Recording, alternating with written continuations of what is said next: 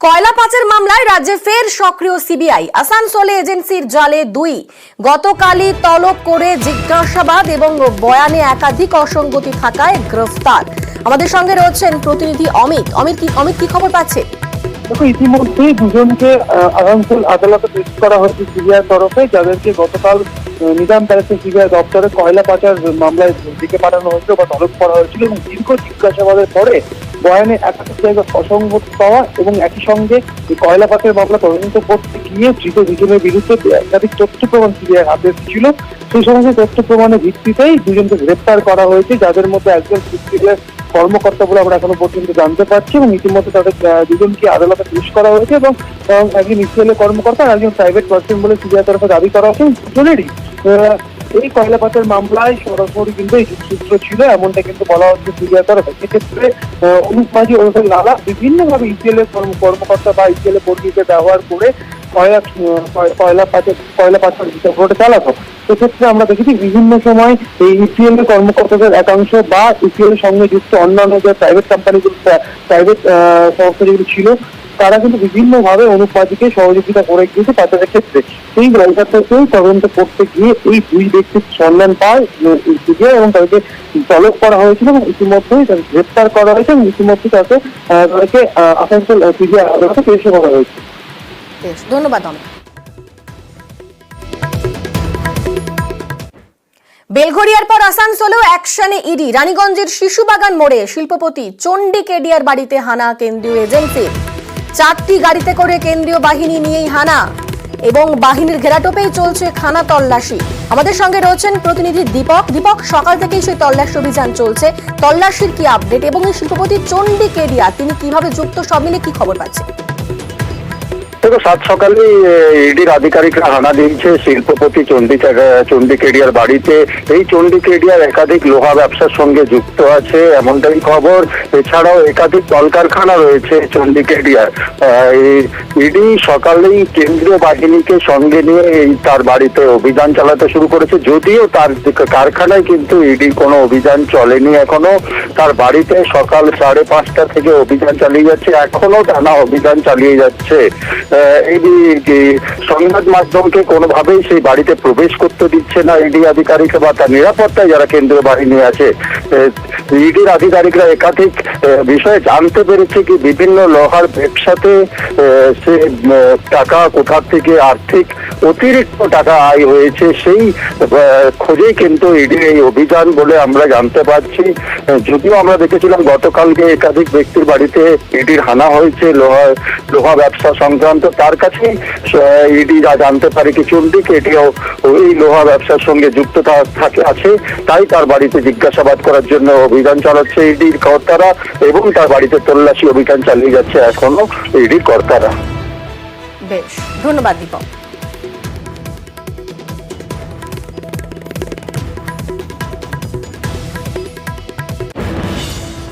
ভিন রাজ্যে সাইবার প্রতারণা মামলায় ম্যারাথন অভিযানে ইডি টানা 24 ঘন্টা জিজ্ঞাসাবাদের পর আটক বেলঘড়িয়ার সফটওয়্যার ইঞ্জিনিয়ার। বৃহস্পতিবার সকালে দেশপ্রিয় নগরে রমেশ প্রসাদের ফ্ল্যাটে এনফোর্সমেন্টের অফিসাররা। কলকাতায় বসেই দিল্লির সাইবার প্রতারণার ছক বলে অনুমান কেন্দ্রীয় এজেন্সির। যোগ মিলেছে পাটনাতেও। ফ্ল্যাটের দরজা জানলা বন্ধ করে সপরিবারে জিজ্ঞাসাবাদ। বিহার যোগে স্পষ্ট ক্লু পেতে গভীর রাতেই ফ্ল্যাটে পাটনার এক অফিসারও এবং সেখান থেকেই ল্যাপটপ, ফোন সহ রাশি রাশি নথি বাজেয়াপ্ত।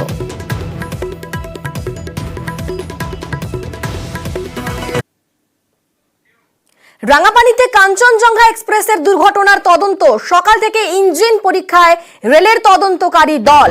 লেভেল ক্রসিং থেকে বাঁক পর্যন্ত সরেজমিনে সিসিআরএস টিম। আজ কথা মালগাড়ির জখম সহকারী চালকের সঙ্গেও। রাঙাপানিতে কাঞ্চনজঙ্ঘা এক্সপ্রেসের দুর্ঘটনার তদন্ত। সকাল থেকে ইঞ্জিন পরীক্ষায় রেলের তদন্তকারী দল। লেভেল ক্রসিং থেকে বাঁক পর্যন্ত সরেজমিনে সিসিআরএস টিম। আজ কথা মালগাড়ির জখম সহকারী চালকের সঙ্গেও।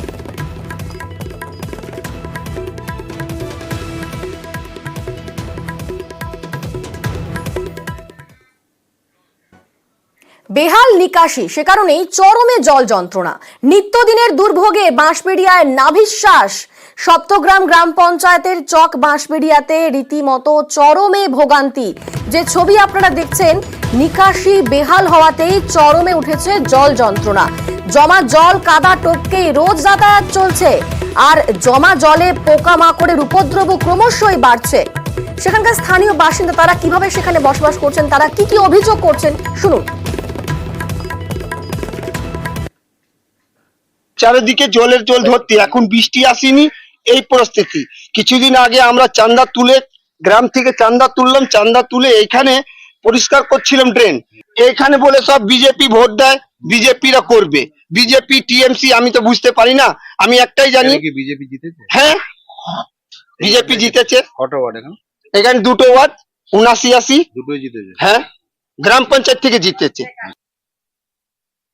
আমাদের অনেক সমস্যা, আমাদের দোকানদারি অনেক কষ্ট হচ্ছে, কেউ কাস্টমার গুলো আসছে না, এই বলছে নোংরার মধ্যে কে আসবে। আমাদের এই চালপট্টি এরিয়া এরকম কোনোদিন এরকম সমস্যা ছিল না। এরকম জিতেছে, এরা কেউ পার্টি কাজ করছে না, কি এখানে মানুষ থাকে না?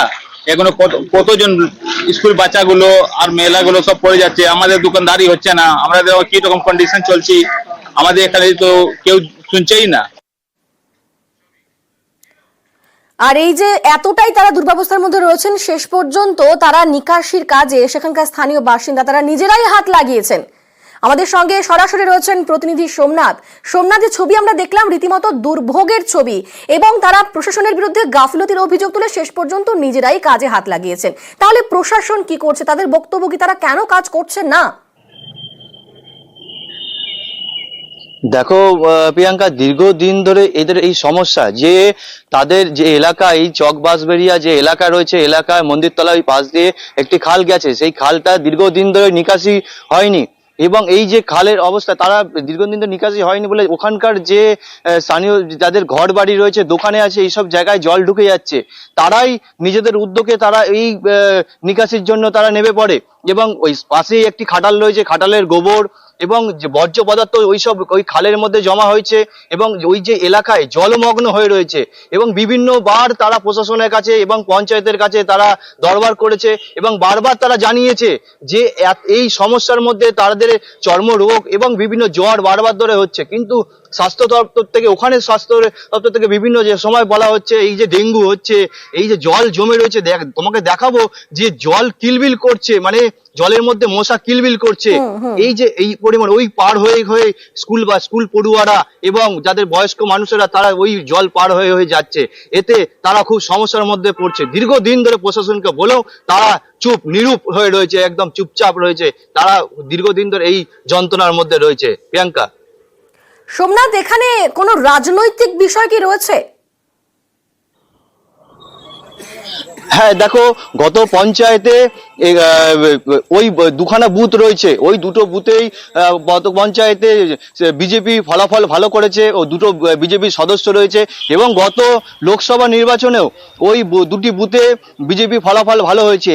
সেই কারণেই স্থানীয় বাসিন্দারা বলছে এখানে বিজেপি ফলাফল ভালো হয়েছে বলেই আমাদের এখানে কাজ হচ্ছে না। এখানে তো তৃণমূলেরও লোকজন রয়েছে বা তৃণমূলের সদস্য রয়েছে।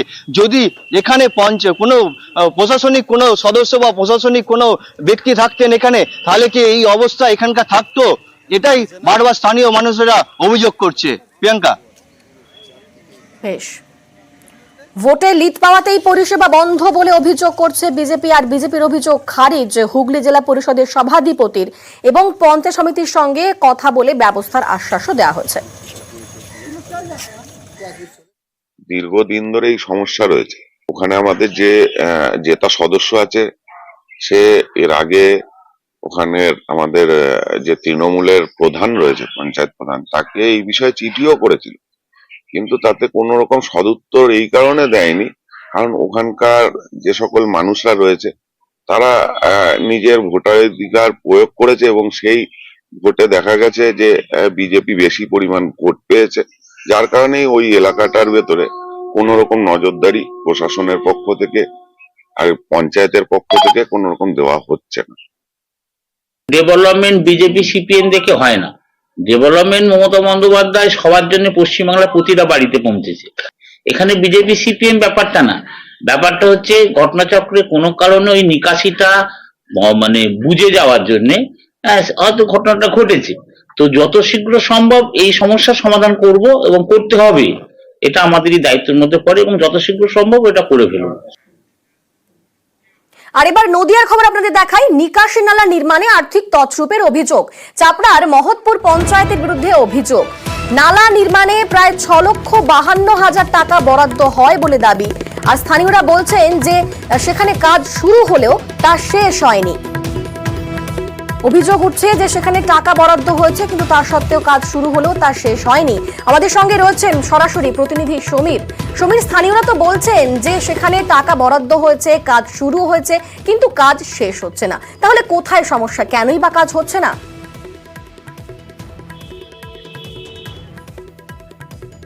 দেখো অনিন্দিতা, এই চাপড়া ব্লকের মহৎপুর পঞ্চায়েতের বিরুদ্ধে কিন্তু এই অভিযোগ প্রথম নয়। এর আগেও কিন্তু একাধিকবার এই পঞ্চায়েতের বিরুদ্ধে আর্থিক অনিয়মের অভিযোগ উঠেছে।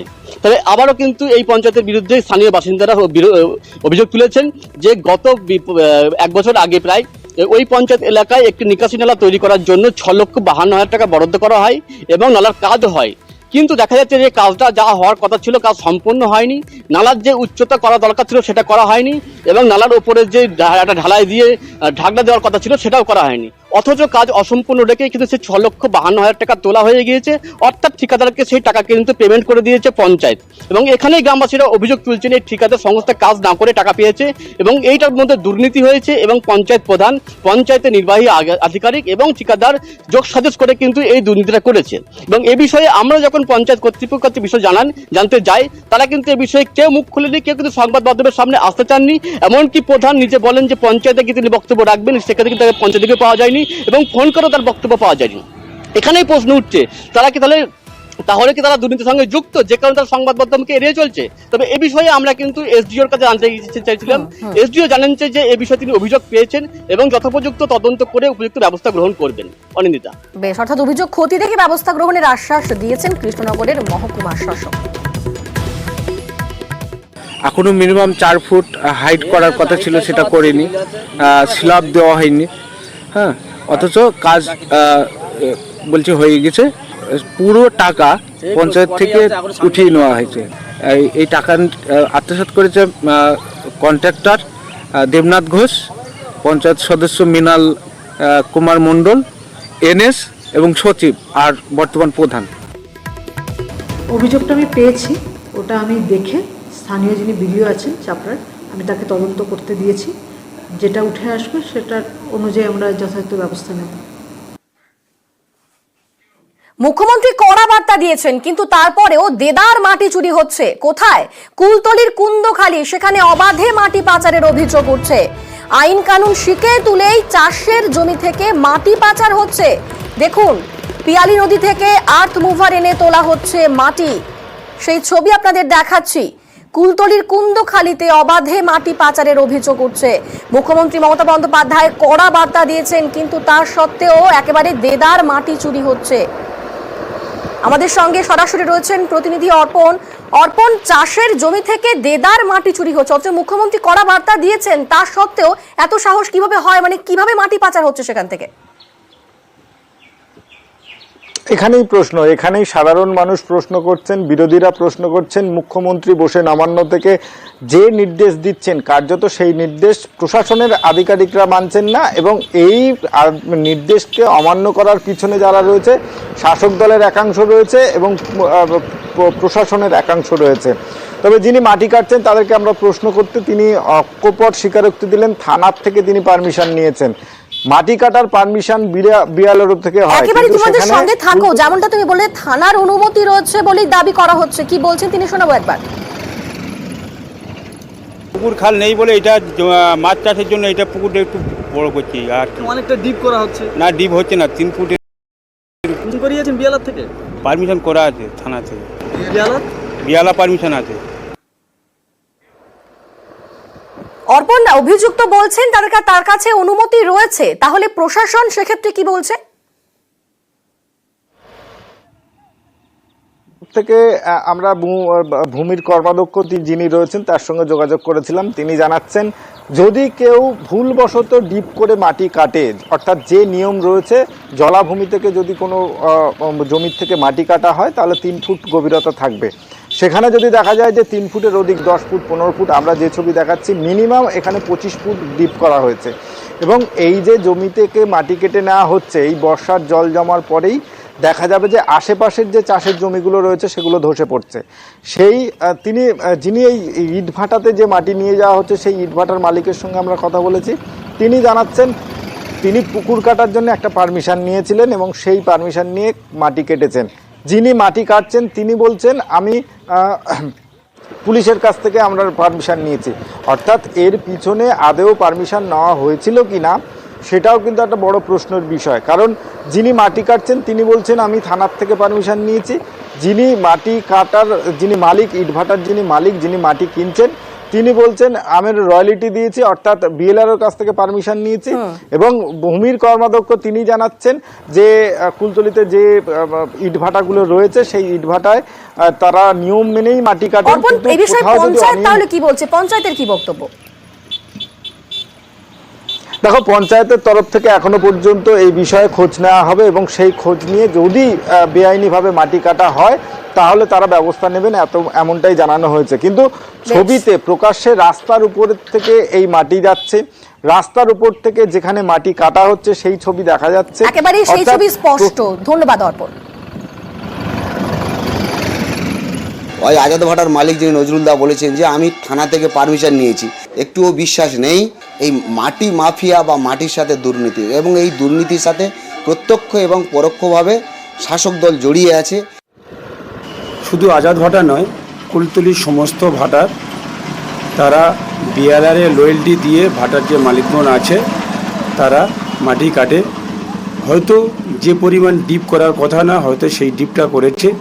পরবর্তী আমরা ভাটার মালিকদেরকে ডেকে আইন নিয়ম মেনে পদ্ধতি মেনে যাতে তারা রয়্যালটি দেয় সরকারের লিপিবদ্ধ ভাটা, সেই ব্যবস্থা গ্রহণ করার জন্য আমরা তাদেরকে বলে দেব।